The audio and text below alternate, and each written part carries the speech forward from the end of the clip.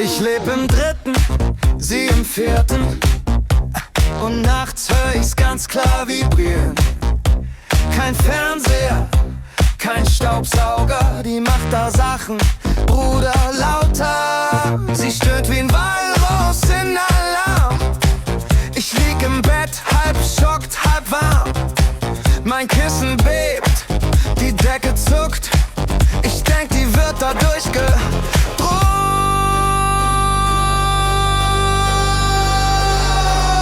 Die Nachbarin von oben macht Geräusche. Da wackelt selbst die goldene Kirchenglocke. Sie schreit ja und klatscht im Takt. Mein Wandbild hängt schon schief und nackt. Die Nachbarin von oben macht Geräusche, als wär sie Teil von einer Zirkusmeute. Ich hör sie nachts und weiß Bescheid. Die lebt in einer ganz anderen Wirklichkeit.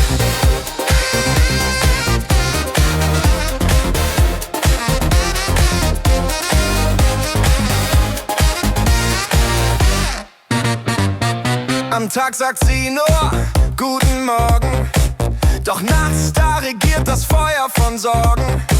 Ich zähl den Takt, mach Beats im Sinn. Ihr Stöhnen geht wie ein Mann von dahin. Ich klopf mal an, nur so zum Test. Sie öffnet leicht verschwitzt und fest. War nur Pilates, alles klar. Doch ich seh den Typ mit Latex da.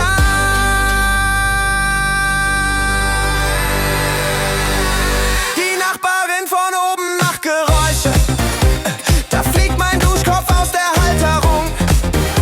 Sie ruft nach Gott, nach Pizza, Bier. Manchmal glaube ich, die ruft nach mir. Die Nachbarin von oben macht Geräusche.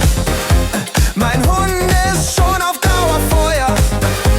Ich halt nicht durch, ich schlaf nicht mehr. Doch irgendwo find ich's auch fair.